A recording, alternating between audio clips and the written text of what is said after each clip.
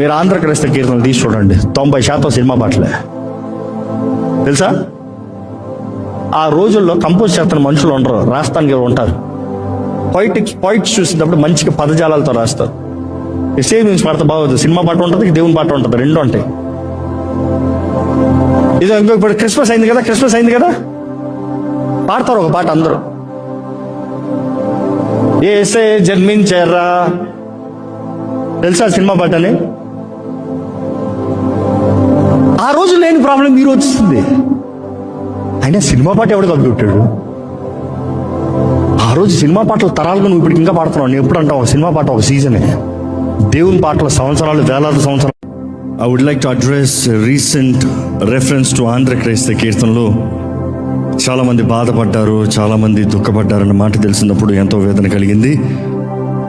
ముఖ్యంగా మన వర్షిప్ కాన్ఫరెన్స్లో డే 1 దేవుని భయం గురించి మాట్లాడుతూ దేవుణ్ణి స్తుతించాలి, ప్రతి ఒక్కరు దేవుణ్ణి కీర్తించాలి, దేవునికి ఇవ్వాల్సిన స్తుతి ఇవ్వలేదు అన్న కాంటెక్స్ట్లో మాట్లాడుతూ మనం అడ్రస్ చేస్తూ వచ్చాము. ఈరోజు దేవుణ్ణి స్తుతించమంటే ఏదో ఒక రీతిగా సాకులు చెప్తూ ఉంటారు. అది అట్లా అంటారు, ఇది ఇట్లా అంటారు, కొత్త పాట పాడితే సినిమా పాట అంటారు, ఆ పాట అంటారు, ఈ పాట అంటారు అని మాట్లాడుతూ with a high respect, by no means we have any disrespect, but with high reference, high reverence and a cross reference గా ఆంధ్ర క్రైస్తవ కీర్తనల గురించి మాట్లాడుతూ ఒకప్పుడు లేని బాధ ఈరోజు ఉంది అన్న మాట వాడటం జరిగింది. అదే సమయంలో ఎంతోమందికి మిస్అండర్స్టాండ్ అవుతానికి కారణం ఏంటంటే, అది మిస్ప్రిసీవ్ అవుతానికి కారణం ఏంటంటే, దాంట్లో కాంటెక్స్ట్ని జస్ట్ మధ్యలో తలతోక లేకుండా మధ్యలో కట్ చేసిన దానికి అది ఎంతోమందికి అర్థం కాక వారి భావాలు దెబ్బతూరటం జరిగింది. మన చెప్పను ఉద్దేశించింది ఏ రీతిగానే దేవుణ్ణి స్తుతించండి అయ్యా, irrespective of blaming and criticising. కానీ ఎంతోమందికి అది ఎలా వెళ్ళిందంటే, రాజ్ ప్రకాష్ పాల్ ఆంధ్ర క్రైస్తవ కీర్తనలంతా సినిమా పాటలు అన్నాడు అని తప్పుడు అర్థం తెలియంది. దాన్ని బట్టి నేను ఎంతగానో దుఃఖిస్తున్నాను. అండ్ ముఖ్యంగా సేవకులకి, సంఘాలకి తెలియజేయాలని ఆశపడుతున్నాను. వీ లవ్ ఆంధ్ర క్రైస్తవ కీర్తనలు. పుట్టుకతో ఆంధ్ర క్రైస్తవ కీర్తనలు వింటూ పెరిగిన వారమే, అండ్ ఎన్నో చక్కని ఆంధ్ర క్రైస్తవ కీర్తనలు పాడుతూ వచ్చిన వారమే. అందులో అనేక శాతం వాటిని రీప్రొడ్యూస్ చేసి ఈ న్యూ జనరేషన్కి అందించిన వారమే. ఇన్ఫ్యాక్ట్ లాక్డౌన్లో అధిక శాతం ఆంధ్ర క్రైస్తవ కీర్తనలు పాడిన వారమే. సో ఆంధ్ర క్రైస్తవ కీర్తనలు ఎప్పుడు మనం పాడుతూనే ఉంటాం. ఇన్ఫ్యాక్ట్ 740 అప్రాక్సిమేట్లీ 740 ఆంధ్ర క్రైస్తవ కీర్తనలు ఎంతో సారవంతమైనవి. బికాజ్ ఆంధ్ర క్రైస్తవ కీర్తనలు ఒకప్పుడు చెప్పాలంటే ప్రతి ఒక్కరి చేతుల్లో బైబిల్తో పాటు ఆంధ్ర క్రైస్తవ కీర్తనల పుస్తకం ఉంటుంది. సో ఆ రీతిగా ఆంధ్ర క్రైస్తవ కీర్తనలు ప్రతి ఒక్కరి జీవితంలో ప్రభావితం చేసింది ఒక కీర్తనల పుస్తకంగా.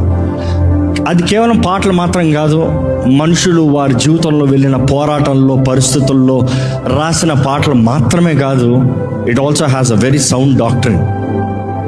ఈ సృష్టి ప్రారంభం నుండి, నరజాతి విమోచన దగ్గర నుండి, క్రీస్తు చేసిన శిలువల కార్యం దగ్గర నుండి, ఆయన పునరుద్ధానం నుండి, ఆయన రాబోయే వార్త దగ్గర నుండి, ఇంకా it speaks about the entire the structure. And అది ఎంతో ఘనమైంది అనేది we always strongly believe and we like to emphasize. And ముఖ్యంగా ఈ మాటల్లో ఎవరికన్నా ఇబ్బంది కలిగి ఉంచంటే మనఃపూర్వకంగా క్షమాపణ వేడుకుంటున్నామండి. కానీ ఒకటే తెలియజేస్తున్నాను, క్రీస్తు శరీరంలో భాగమై ఉన్నాము. ప్రతి ఒక్కరిలో ఏదో ఒక లోపాలు కనబడచ్చు, కానీ చివరికి క్రీస్తు నామం మహింపరచబడాలని ఆశ. ఆమేన్. రాగాలు అన్నప్పుడు శృతిని కలిపి రాస్తారు రాగా.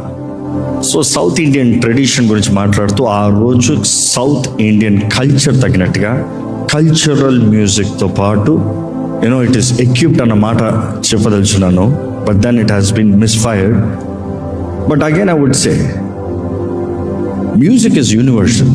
నోబడీ కెన్ సే మ్యూజిక్ ఇట్లే ఉండాలి, ఇదే ఉండాలి, because there are different genres of music.